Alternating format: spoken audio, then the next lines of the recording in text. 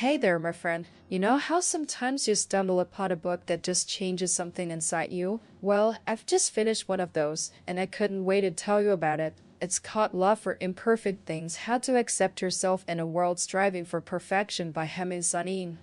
Seriously, the title alone, Love for Imperfect Things, just resonated with me so much, especially in our crazy, always on, always striving world. I picked this book up because let's face it, we all grapple with the feeling of not being enough, don't we? This book felt like a warm hug, a gentle whisper reminding you that true freedom is being without anxiety about imperfection. That quote from a 6th century Zen master named Sentian is actually an epigraph in the book, and it sets the tone perfectly. Haemin Sanim, who is a really influential Zen Buddhist teacher from South Korea, actually lived in the US and taught Buddhism after getting degrees from places like at Berkeley and Harvard. So, he really gets the whole East meets West perspective on modern life. The book itself is structured beautifully. Not like a heavy academic text at all, but rather like a collection of incredibly insightful reflections, short anecdotes, and profound yet simple truths, organized into 8 chapters like self-care, family, empathy, relationships, courage, healing, enlightenment, and acceptance. It's designed to be a friendly hand for you in a moment of despair. So, let's dive into some of the cool stuff I learned. You know how we often try so hard to be good for everyone else? The first chapter, Self-Care, really hit home with its section Don't Be Too Good. Haemin Sanan talks about how many good people, the ones who always put others' wishes before their own, often end up suffering from depression or panic attacks. He admits he was just like that, always trying to please his parents and teachers, but then an older friend gave him advice that was like being struck by lightning: be good to yourself first, then to others. It's such a simple idea but revolutionary, right? We're so often worried about what others think, we forget to care for ourselves. It's like on a plane, you're told to put your own emergency breathing mask on first before helping a child. It's not selfish, it's essential. So, if you've ever felt that anger trapped inside because you can't express your feelings, this book tells you that what you're feeling is not something that should just be ignored, but something very significant. It really encourages you to speak up, even for something as small as wanting a chai latte instead of coffee when everyone else has coffee. Now you might be wondering, but how do we deal with those tricky family dynamics, right? The family chapter tackles this head-on. It argues that love transcends human understanding. Haemin Sanim shares a powerful example from the film A River Runs Through It, where a father loves his son completely, even though he can't understand his son's destructive life. It's about loving someone even when you don't agree with their behavior. He also shares a deeply personal story about his own father, who constantly felt unimportant and neglected his health. Hamenzani realized this stemmed from his father's own difficult childhood, growing up in the shadow of his older brother and a brusque, patriarchal grandfather. This made me think about how our parents' actions are often rooted in their own unhealed wounds. The book beautifully concludes that your existence is already enough, and you're already worthy of being loved, regardless of external achievements. This was a huge realization for Haemin Sanim's friend, who was a workaholic due to feeling unworthy of his parents' attention unless he achieved great things.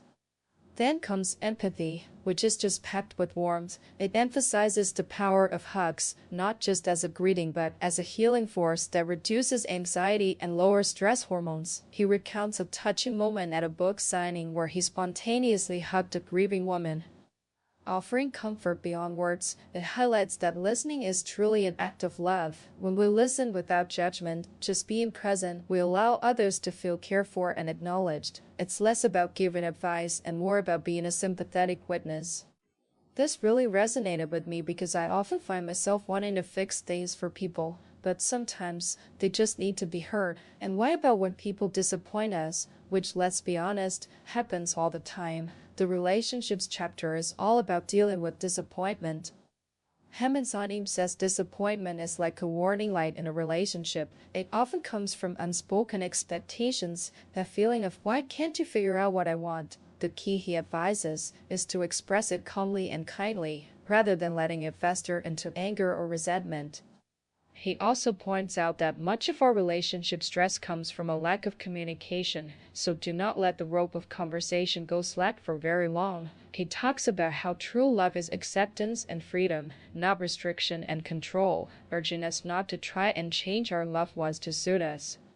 The courage chapter is a real pick-me-up. It's a call to create your own destiny and live the life you want, not just what parents or society expect. Hemant Sanim candidly shares his own struggle with depression in high school, driven by the pressure to succeed.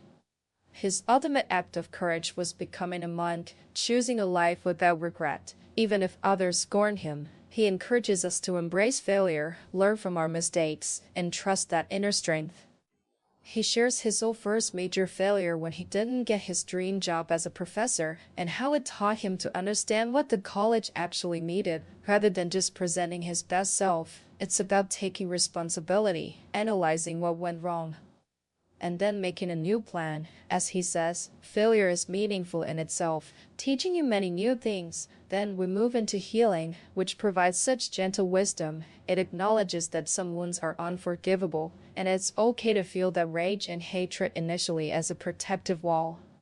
But the real healing comes when we don't deny or suppress these feelings, but rather observe them with curiosity and compassion. Like a mother looking at her child, he recounts helping a friend release decades of suppressed rage against his aunt, which eventually allowed the friend to find forgiveness.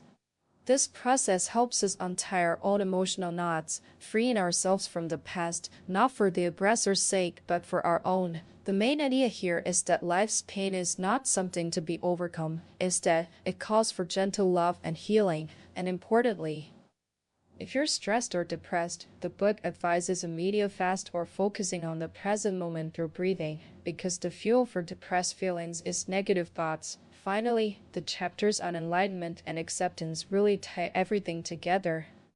Hemant Sanim explains that enlightenment isn't some far-off mystical experience, but rather realizing that the mind's true home is the here and now. He encourages us to be mindful of our breathing, because it anchors our mind in the present. When the mind is still and empty of thoughts, we can touch its true nature, that silent, peaceful, indestructible knowing that exists everywhere, just like the empty sky. And acceptance isn't about giving up, it's about the art of letting go, which actually means accept it fully. We can't erase painful memories, but we can detach from the emotions surrounding them by accepting ourselves and our feelings just as they are. When we stop struggling with difficult emotions and allow them to exist, they surprisingly become less overpowering. It's about realizing that you are not the wound, but the deep silence that knows the wound. It's a reminder that even in an imperfect world and without all imperfections, we can choose to continue to love. So what's the big takeaway from all this? This book isn't just about reading, it's about doing.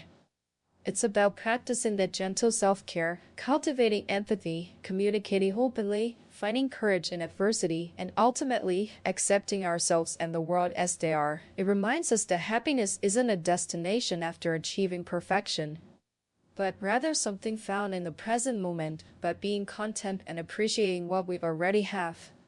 It's a profound invitation to shift our mindset, to stop fighting what is, and instead, to embrace it with compassion. I truly believe that if we practice even a few of the things Hemant Sanim talks about, we can find a much deeper sense of peace and joy in our everyday lives.